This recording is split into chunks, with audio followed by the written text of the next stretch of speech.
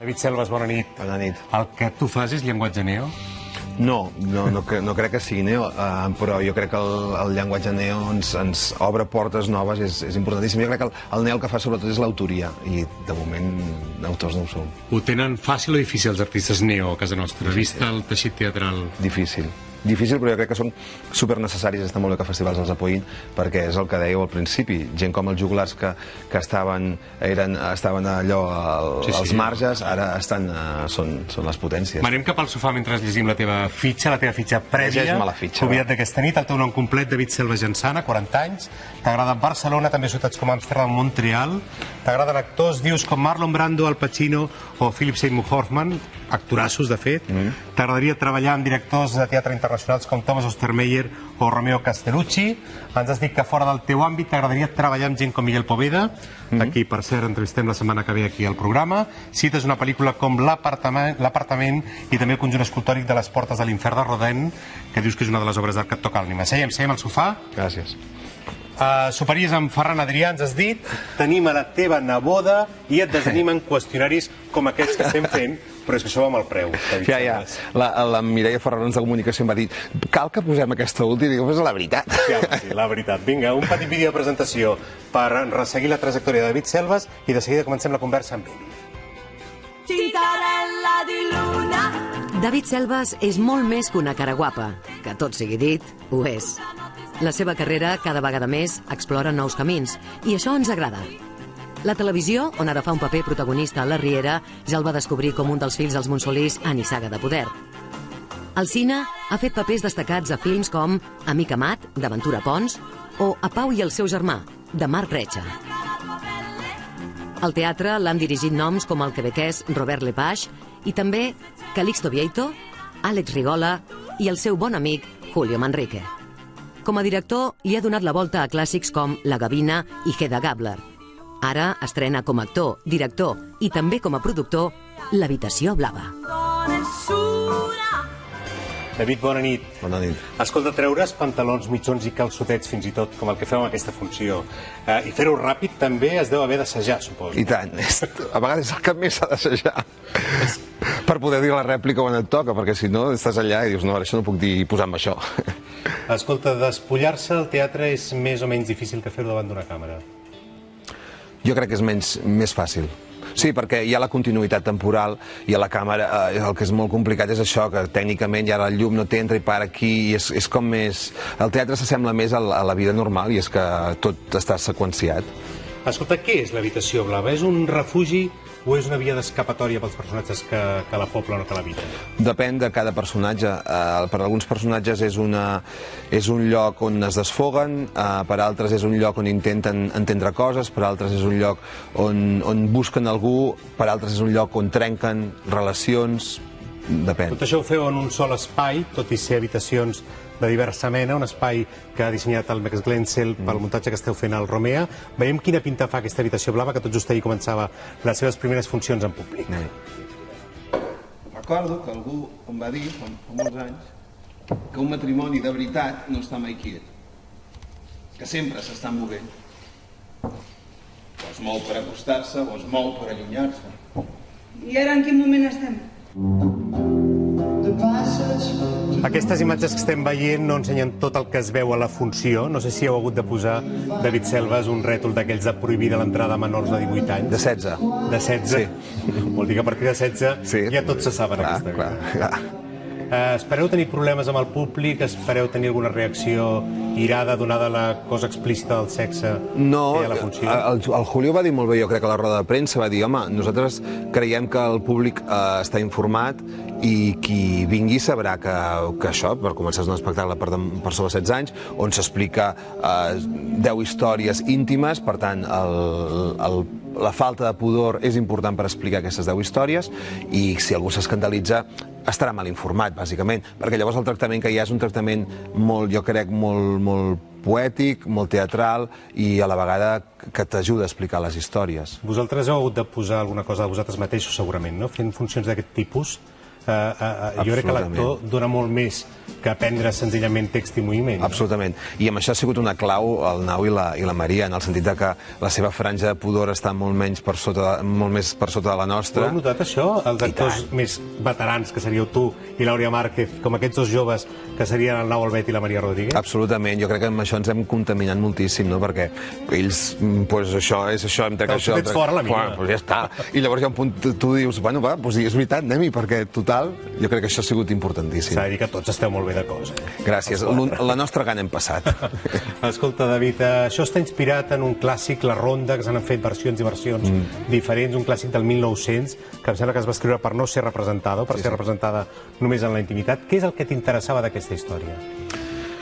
A mi el que més m'ha interessat de l'adaptació del Her, quan la vaig llegir, va ser que maco seria, o el que m'ha passat a mi, que en aquesta història de la dona casada i l'estudiant, jo hi reconec una relació que olora a algo que a mi em va passar amb algú que em portava 20 anys. Aquesta altra del matrimoni, a casa seva, hòstia, jo quan estic malament amb la meva parella hi ha alguna cosa. Aquesta altra, la meva germana, li va passar que el seu... Perquè la funció que diu és que a un taxista i un aristòcrata, per exemple, els mouen les mateixes pulsions? Entre altres coses. Jo crec que la funció, una mica la tesi de la funció, és que per molt que ens vulguem conèixer, com que sempre som algú a partir de l'altre, i no ets ni tu ni jo, sinó que és el que construïm aquí al mig, i això és el que ens defineix, en cada relació això és diferent. I una mica la tesi de la funció crec que és aquesta, no? Aquest no reconeixes i reconeixes un altre lloc i tornar-se a reconèixer. Vas poder veure la versió de Londres que protagonitzava la Nicole Kidman, que vaia paperot, també per les actrius que fan aquest paper a casa nostra, saber que hi ha un mirall anomenat Nicole Kidman i en direcció de Sam Mendes, no ho vas veure? No. He vist fotos, he vist coses de muntatge. El que passa que, per exemple, el muntatge del Mendes seguia el que fa el Her, que és el Her no ensenya mai els polvos, sinó que hi ha un fosc.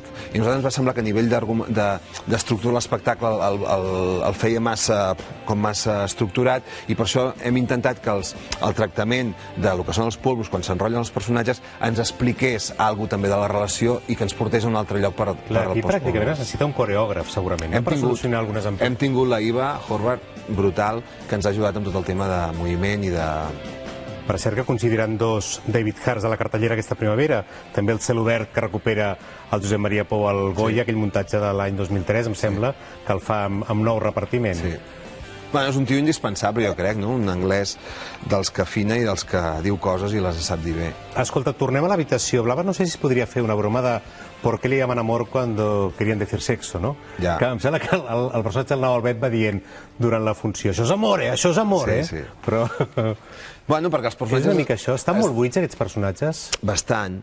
Però el maco d'ells jo crec que és que busquen no estar buits, no? Del polític, per exemple, que és una història acabada amb la seva dona, evidentment, encara que ell vulgui mantenir les aparences, amb aquesta història que li recorda algú del passat de qui va estar enamorat, intenta construir alguna cosa i li acaba dient que si vol anar, que li munta un piset, gairebé. El polític és el que hem vist interpretat per tu en aquest fragment que hem pogut escoltar, en el llit amb la seva dona oficial, en aquest cas, Sí, no? oficial. Un matrimoni que fa aigües, la primera dama. Escolta, firmes la direcció amb el Norbert Martínez, que és un home que jo crec que és molt més familiar del que els espectadors de TV3 es pensen per ells, perquè és el director d'actors del Polònia i el Cracòvia, per estar al darrere d'alguns dels millors gags d'humor que es poden veure. I ajudant de direcció del Julio en molts espectacles. Com us heu fet, això de compartir la direcció? Ara estem veient el Norbert Martínez entrant divendres a la seu del Romea amb tu mateix. Però ha sigut bàsic, perquè això és una producció nostra, llavors, evidentment, els actors, a nivell de producció, ens s'han hagut d'enrotllar molt, sobretot a l'equip tècnic, que cobrarà si va bé el Romea, vull dir que és així, això, i llavors va ser Norbert, jo, clar, si em poso dalt l'escenari necessito algú que estigui fora també, i perquè si no era trucar un altre actor per dir-li t'oferirem molts pocs diners perquè no en tenim, etc. I el Norbert ja feia temps que tenia ganes de posar-se més a primera línia, i jo crec que ha estat un encert fer això. Escolta, explica'm això de la producció nostra. Què és exactament La Brutal? Què busqueu? No sé si és una manera de dir amb La Brutal fem el teatre que no veiem por ahí i que volem fer... No, jo crec que veiem molt teatre, molt bo, que ens interessa molt, però sí que a poc vas descobrint que tens una veu, unes afinitats, i que li vols donar espai a aquesta veu i a aquestes afinitats, no? Jo crec que un referent és Pas 29, és la Perla. La Perla 29, de la Oriol Brogi, que ara acaben de fer... I perquè és algo molt familiar, perquè s'envolten de la gent amb qui tenen afinitats, complicitats. Jo crec que ja tenim una edat i un recorregut que tenim molta gent que fa això, que et diu, bueno, doncs jo et faig aquesta feina i si hi ha diners cobraré després. I això no ho pot aconseguir tothom. Però també crec que hi ha un punt que ens diferencia d'ells, potser, i és potser aquesta cosa més urbanita que podem tenir nosaltres, on l'estètica té un punt més important, i que ells, hòstia, l'Oriol és un tio, per exemple, que tria els textos, jo crec, dels millors directors a l'hora de triar textos, però que li interessa un tipus de teatre una mica diferent. És que ara ho teniu difícil, el Romea, perquè veniu a prendre el relleu d'aquest exitàs que ha estat a l'Incendis, que ha acabat, em sembla, al Teatre Ple. Sé que tornaran d'aquí a uns mesos. Jo tinc una imatge del David Selves, que és a la primera fila. Com a Incendis hi havia públic a banda i banda, tinc una imatge d'ell veient ser Incendis realment bocabadat. No sé si sempre tens aquesta actitud quan veus companys damunt de l'escenari, o en el cas d'Incendis et va passar alguna cosa que no et passa habitualment. Home, és que jo crec que Incendis et passa el que li ha passat a tothom, que és una mena de viatge. Tu com a espectador fas un viatge brutal amb ells, no? I aquesta història, que és una història apassionant, i emocionar-te en el teatre, jo trobo que és una cosa tan difícil, i que et passi, ja ho vam veure, com es va aixecar el Romea, va ser, tens necessitat. Tantes funcions que el públic s'ha aixecat instintivament només acabar la funció. No sé si models com el del Julio Manrique, com el de l'Oriol Brogi, que ara comentàvem, el Pau Miró també, que cada vegada heu deixat de ser menys actors i més directors, o esteu fent derives cap allà. Aquest és el camí pel David Selves, també.